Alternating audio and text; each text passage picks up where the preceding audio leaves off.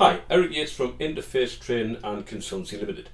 I've just put this short video together today because I want to talk a little bit about definitions, and definitions specifically around the use of force. So I want to take you back in history to this document, which is often referred to as the RPI guidance of July 2002. Now, July 2002 is a while ago, but it's still the bit of guidance that we use on training courses and seminars to educate staff about what use of force is and when it becomes a restraint or not. So let's start with, first of all, this document in terms of the 5 variables you've got when it comes to use of force. The first one being prompt, you've got guides, you've got escorts, you've got restraints, and you've got safe disengagement. Often referred to years ago as breakaway, we now call it personal safety or safe disengagement. So let's go through each of those and give you some clarity around what we would describe those are here at Interface. Prompt might be any form of open palm or touch of a child or a service user that redirects them or prompts them into action. So it might be again the touch of an upper arm where we simply prompt the child or services to do something different. It is using force to control the behaviour, but it's at the lowest level. You've got then a guide. Now specifically for us, we refer to a guide as moving somebody in a direction. You might be restricting this area, but you might be moving a child or a service in a specific direction to protect them from danger or reduce the risk to them or whatever. But the key phrase for us, a guide, constitutes a guide if the child or service has the capacity or ability to leave you. I'm simply moving them, maybe supporting upper arms or upper body, moving them in this direction, but they can leave you. Therefore, we would class that as a guide.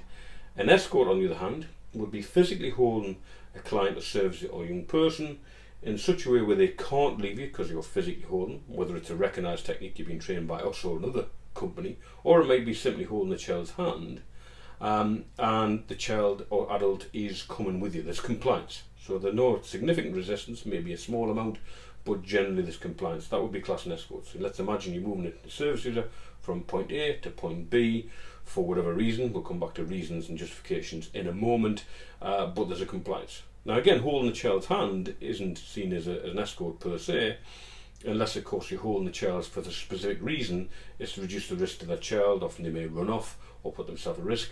Therefore that would then constitute an escort because we're holding the child to control the behaviour. Therefore it meets that criterion, that justification. Restraint, however, is the one that has a specific definition. I'm going to take you back again in history to April 93, permissible forms of control in residential childcare. Again, it was residential childcare, but it's accessible there as a document, and it was talked about physical control with the positive application of force with the intent of overpowering the client. I quite like that definition because it does exactly what it says on the tin, just to quote a famous paint manufacturer. In terms of here, the key components for me is there's positive application, which is assuming you're doing it in the child or service user's best interest. There is a use of force, there's a physically holding, physical control, force, and that force is overpowering. So that's specific, that's significant as the fact we physically overpowered somebody, therefore that certainly constitutes a restraint as far as the law is concerned. And the rest fits into what we call safe disengagements. And safe disengagement might be a child or a service user who takes hold of clothing, takes hold of somebody with the arm, takes hold around the neck, or it may be engaged in biting somebody, and we're talking a bite that might be sustained and would need to be removed.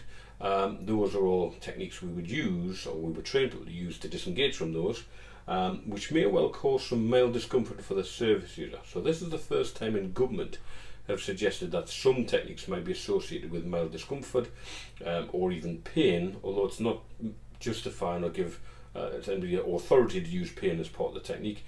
It may be a byproduct of the technique. So in other words, you've been held in such a way, staff use recognised techniques or some physical removement of the adult or service who's grabbing you. It will be classed as a safe disengagement. Okay, so there's your 5 variables. Now when it comes to people like Ofsted or HMI or any kind of inspectorate, they often have very different ideas about what should be recorded. What should be recorded legally is restraint, and we've just covered that definition there. It is again for you. That should be covered legally, and you should fit in the criteria of having a bound incident book. And I know a lot of your services out there use digitisation and digital record keeping, Unfortunately, the law hasn't caught up to digitisation yet.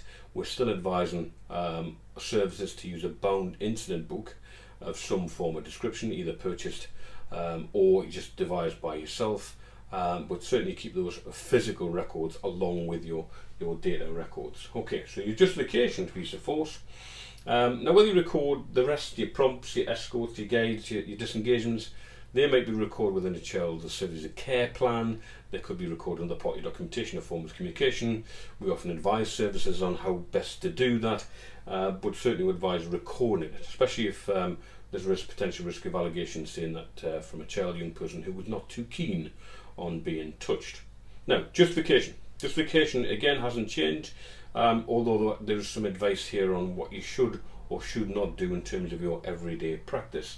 So the justification for using force is if the child or service is causing themselves significant harm. And again, there are some services out there that may not intervene if somebody is self-harming.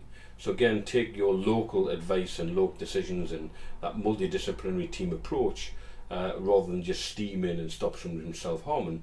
But by and large, if the person's putting themselves at significant risk, there's a justification to use force. If they're putting other people at significant risk, harm to others, then that's justification. Damage to property. Damage to property, I would certainly advise to make sure that the other words that I've previously mentioned, guidance, is significant or serious. So we're not talking here about a broken pencil, we're talking about serious or significant damage to property. It may be in terms of monetary value or in terms of sentimental value. It's something that's a significant value and serious damage, which would actually support you using that use of force in that criteria. Again, committing an offence, quite clear, you can prevent somebody from committing an offence, and use of force would be a reasonable framework to do that, or reasonable action to do so by using some form of technique or hold. And then the last one here is if in education any behaviour that is prejudicial to the maintenance of good order and discipline. I'd be cautious of this one, certainly within education. I'd always go back to the original remit, which is if we're going to intervene with a child, it's for the individual child's best interest, as opposed to moving children for convenience. There's a lot of services we've supported over the years. We sometimes see they have moved children for convenience because it's disrupting the educational process. Unfortunately, if a child becomes damaged during that removal, then the first question that's often asked in court is, was it a reasonable intention to keep the child safe? So be cautious of that one. And I guess sometimes people may not be falling in the habit of moving children for convenience rather than the best interest of the other children or the child themselves. So I'd probably, my advice would be to discount that one and stick to the other four. Okay, so these are your 5 variables, just to show them again. This is your justification. Restraint is the one that definitely needs to be recorded within the legal framework, bound incident book in your data collation and collection on your digitised services, or programs rather, should you use them. Feel free to share this video, or any comments or questions, feel free to email us or contact us through the website. We do run courses and seminars and training on this nature should you want extra support. Feel free to comment below on our Facebook page if you're watching it there, or on our YouTube channel. And again, feel free to share the video. It's been a pleasure to spend some time with you, so thank you for watching, and we'll catch you again soon. Thank you.